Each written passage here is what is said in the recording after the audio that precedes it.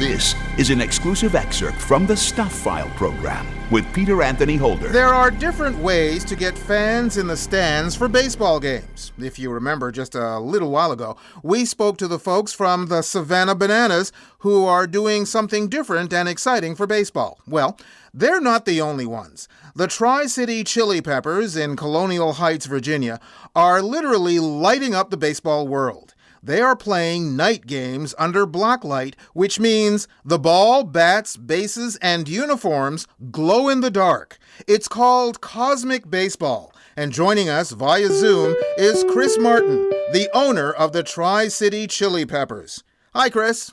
How are you? Just tickety-boo. Thanks you very much for being on the program with us. I understand you were a bit like a dog with a bone. You really wanted to do this and worked heaven and earth, basically, to make this happen. Yeah, absolutely. It was an idea that kind of came to me. And at the end of the day, not knowing exactly if it was going to work or not, we figured, hey, throw it out there. Why not? What's the worst thing that can happen? And the best thing that can happen is you make history. So that's exactly what we did. So how did the idea come to you in the first place? Yeah, I mean, there's always things that we're thinking about of how do we improve our fan experience. And so it started there, and it was a simple concept where we've got our fans and they're in the stands, shaking around light up sticks. And it's kind of lame because you're sitting under there in normal white lights and they're shaking around these glow sticks and it doesn't work, right? Our fans loved it at the time, don't get me wrong. And it's still a cool concept, but I was like, how do we make this better? And ultimately it came down to, well, if you turn the lights off, it would be a better atmosphere because the sticks are actually glowing with different lights, but then you can't play baseball. So what's the next thing you can do? Well, you can turn the lights off and install black lights and play it that way. So that's exactly what we did. And it turned out to be really incredible. Now you have a stadium, I believe it seats 2,000, correct? Yeah, correct. It seats a little bit over 2,000 people. Okay, so it's not a big stadium and it's not a large moneymaker. It's minor league baseball, so I'm just wondering, what kind of expense was there to install black lights where the other lights normally would be shining on the game? Yeah, so ultimately, at the end of the day, you're in the $100,000 to $200,000 range to accomplish what we did at our stadium. So it wasn't a small expense by any means for us, and you're exactly right. It's like, hey, does this even make sense? And for me, it's not even about the revenue side of it. It's about creating an ultimate fan experience, right? Coming out to a place and never seeing something done like this before. And so that's honestly where we started. And we continue to focus on our fans every single time that we come out there is how do we create a great experience? And luckily for us, it was a great investment. It was a great move and continued to generate revenue in different areas such as merchandise and just ticketing process, selling out other games because of it as well. So it worked out very well, but yeah, it was definitely a risk that I would say not many other people would be willing to take on something that's so unknown. So when you reached out to the lighting experts and came up with this idea, did they immediately become or come on board, or was it a situation where, oh, there's that crazy Chris Martin again?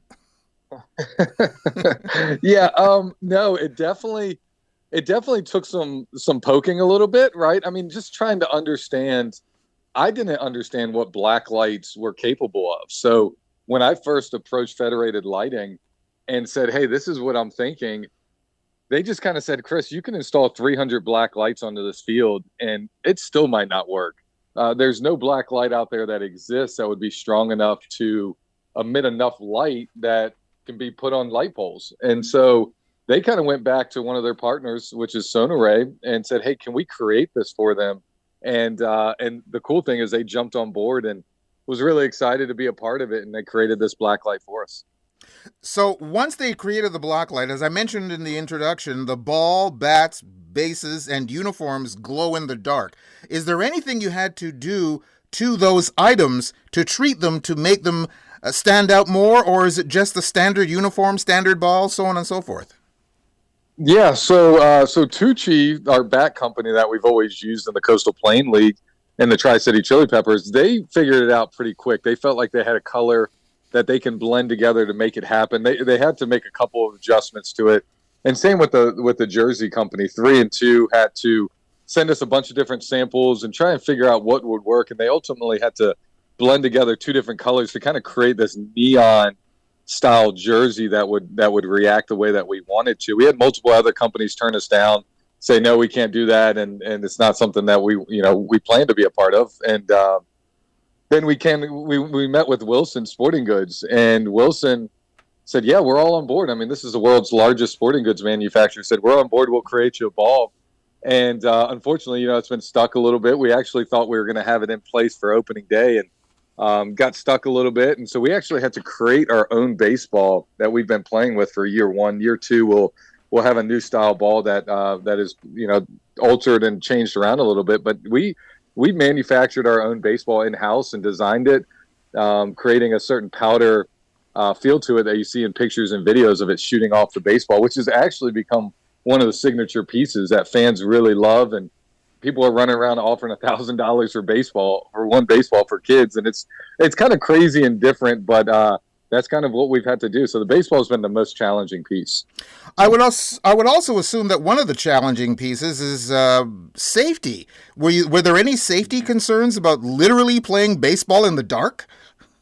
Yeah. So that's kind of the first concept, right? Is like, hey, can we do this? When I took a baseball and we threw it up as high as we could in the air, and we were catching it with our bare hands because we didn't have mitts out there at the time. And we were like, holy crap, we could do this. And this was just with one light.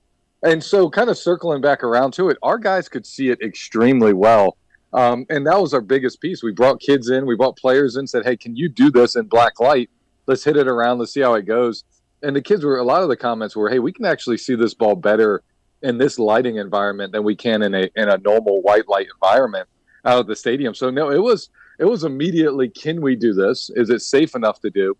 And then what are some of the things that we may have to do or implement or change to make sure that is a safe environment? And kind of what we found out is this is something very doable. The kids are loving it. They feel safe. They feel comfortable. It's not any more challenging to see it.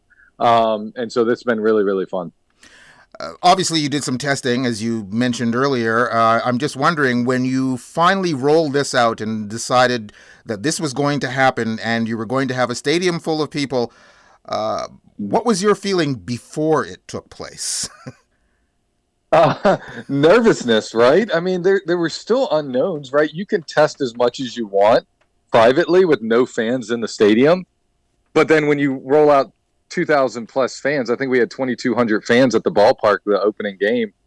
You just don't know what's going to happen, right? We had some slight concerns of would the fan interaction of everybody wearing reactive gears in the stadium interfere with the ball being green and lit up. So there were so many unknowns, as well as the pace of play, right? Like learning how are the fans going to react based on the pace of the play. But the very first pitch was thrown. The guy hit a ground ball to first base, routine out. We had a walk-off game winner at the end of that game, and we had a diving play in right field. So there were so many unknowns and nervousness of like, how is this going to happen? But it all kind of came to fruition that night, and it was a great night. And you talked about the reaction of the crowd. Did the crowd react any differently than an average home game? Oh, yeah, completely different. I mean, the fans were pretty excited to be out there and be a part of it. I mean, we've got great fans, right? And that's one of our big pieces is fan entertainment. But when the lights went out and you heard 2,000 people scream and then the black lights cut on and you hear them scream again, you look around, you see grown adults looking like kids, right? And it's just a different environment. A lot of times adults will continue to be professional, but in that black light environment in cosmic baseball, everybody felt like a kid in that moment and that time in it. And so it was definitely a really cool, surreal atmosphere. So now that you've had the success of this and it's literally gone viral, what are the future plans? Yeah, so we added 2 more games to the schedule immediately, and they sold out within 24 hours and sold out other games because of it as well. And, looking forward to 2025, it's keeping up with the demand and the excitement for it. And trying to figure out what the next step is definitely a big challenging question. Do we continue and have multiple games at home, which we plan to do, right? We plan to have 5 more home games at least next year. This year we currently have 6 on the schedule, but we're looking at 5 for next year at least, and then possibly some expansion stuff with that as well. And what about your brethren, the other team owners out there? Are they looking at this and going, maybe this is an idea that we should adopt?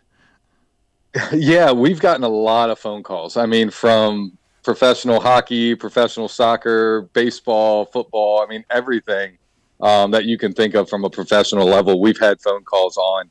We are under patent pending with the application of black lights in a sporting environment. So basically black lights being used with the combination of apparel and other equipment needed to play in the game. So there's things that we're working on with multiple sports of, hey, is this possible? And if it is possible, how is it implemented? So it's definitely been one of those things that we're trying to kind of absorb and take all in and grow from.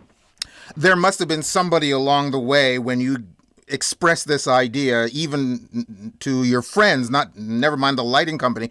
There must have been somebody who said, Chris, you're crazy. What are they saying now? So you're talking about my wife. Yeah. She, no, look, my wife's always on board, and she's such a big supporter in everything that I do. But she looked at me at one point and said, "Hey, are you investing too much into this? What are we doing?" You know, and now obviously she loves it. Our families love it. Our friends, employees, the city officials. We had the governor come into town the other day and, asking questions about it and digging into it. So it's just been, we have so many supporters on this, but a lot of people looked at me like I was a little bit crazy. And what do you mean you're going to play baseball in black light? Like, it's not something we do. And, but now it is. So. Well, baseball has always been my favorite sport. It's the grand old game. And you have managed to do something that is new to the grand old game. So congratulations on that. And thank you very, very much, Chris, for taking the time to be on the program with us. Yeah, thank you. Chris Martin, owner of the Tri-City Chili Peppers in Colonial Heights, Virginia, and the creator of Cosmic Baseball. You can go to my website at thestuffile.com to the page for this show, which is show number 0778, and you'll find links to the team's website. Also, check out their YouTube page so that you can see Cosmic Baseball for yourself. You've just heard an exclusive excerpt from the Stuph File Program with Peter Anthony Holder. To hear any or all of the full hour-long shows, visit thestufffile.com. Stuph is spelled S-T-U-P-H. That's thestufffile.com. A presentation of Flying Fish Communications.